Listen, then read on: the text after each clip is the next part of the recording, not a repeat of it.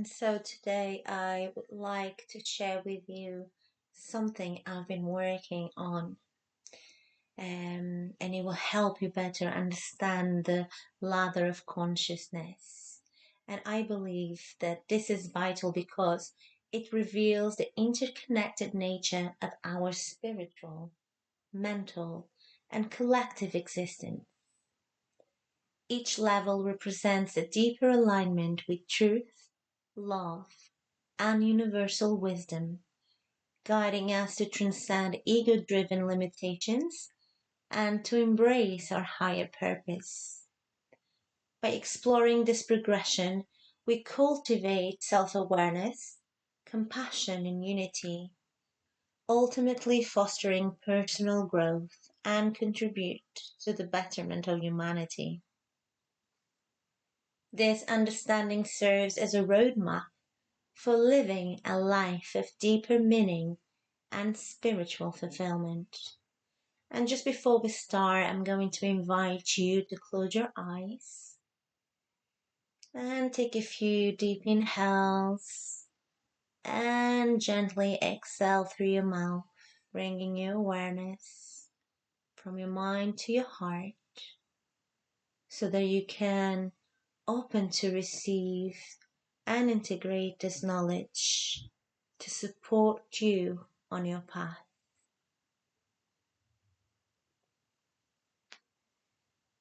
In the eternal dance of creation, consciousness descends like light passing through the prism of existence. From the boundless cosmic consciousness, the very mind of God, all things are born. This is the infinite, the ever-present source from which the river of life flows. When this cosmic consciousness enters the realm of matter, it becomes Christ consciousness, the divine thread that weaves itself into the fabric of every atom, every star, and every heart. It is the consciousness of oneness, uniting all of life in a symphony of love and understanding. The Christ consciousness, as taught by Jesus and other great masters, calls upon us to awaken, to see that the universe is not something separate from us, but something we are intimately a part of, for we are all God. And within each of us is the power to imagine and create realities that reflect His divine nature. In the teachings of Yogananda, we find that in Christ consciousness, the whole world, everyone, and everything in it is your own. As the Christ consciousness descends further into the soul and mind of man, it becomes what we call super consciousness. This level of awareness is the key to spiritual awakening, where the illusions of the material world or Maya begin to fade away. In this state, the I of the individual self merges with the I am of the universe. And ascended masters like Saint Germain have spoken of this transcendence, where the soul reconnects with the cosmic Christ, the universal spark of divinity.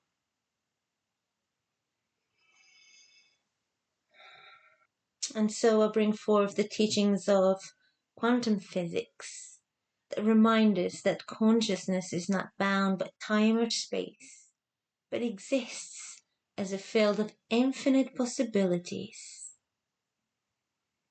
Cryon, a channel of higher wisdom which I often listen to.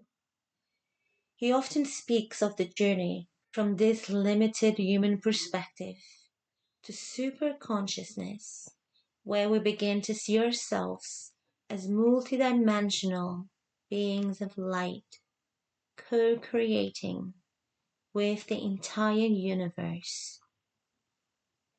However, the superconsciousness descends even further, and then it becomes human consciousness, which is our waking awareness. At this stage, the soul becomes bottled up within the confines of flesh. Our human consciousness is cosmic consciousness, bottled up in a phial of flesh, corked with ignorance. Like a drop of water floating in the vast ocean of spirit, our true nature is forgotten, hidden beneath layers of attachments, of desires, of doubts and fears. This human consciousness, when overly attached to the material world and its fleeting pleasures, becomes worldly consciousness. And it is this level that traps many in the illusions of success and failure, separating them from their divine origins.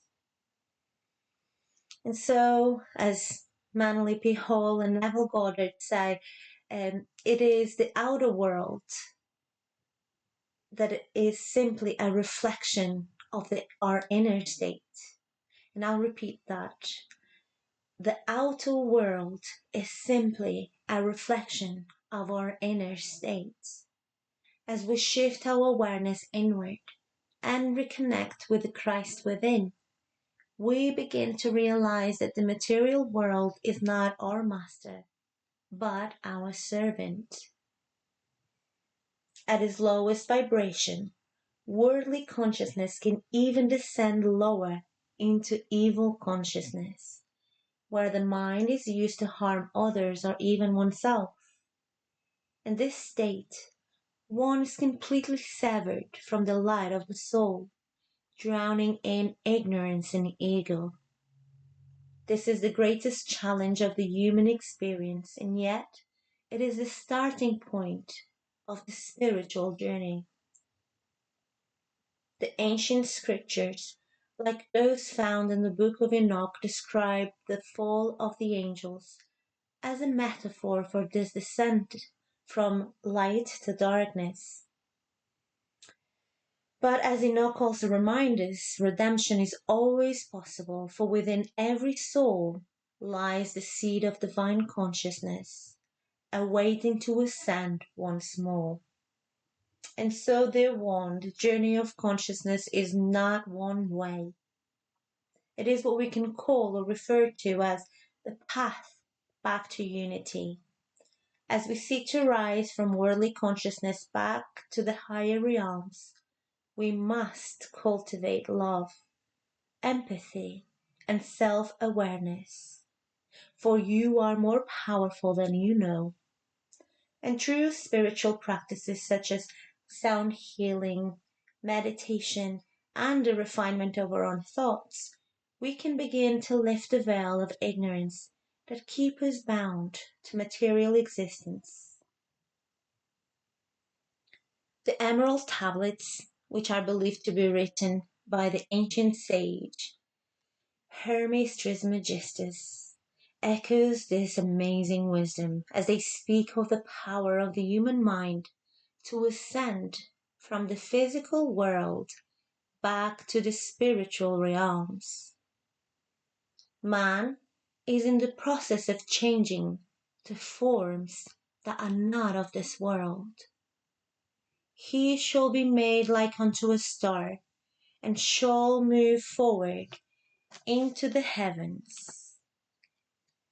In alignment with the teachings of quantum physics, the universe is not static but ever-changing, and is shaped by the observer, which is our consciousness. Thus, as we change our internal state, we do shift our external reality.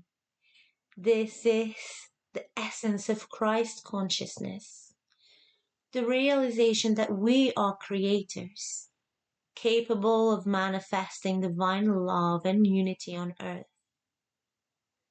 The ultimate truth is that all of these layers of consciousness, from cosmic to Christ to super and human, these are all but reflections of the one divine mind, the mind of God.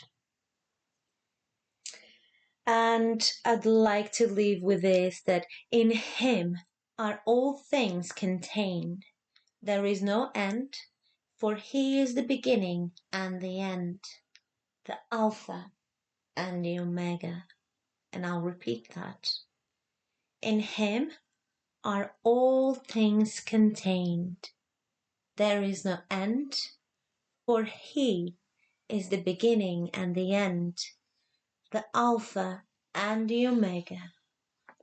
Thus, the great journey of life is indeed a return to the source, a reclaiming of the divine birthright that lies within us all.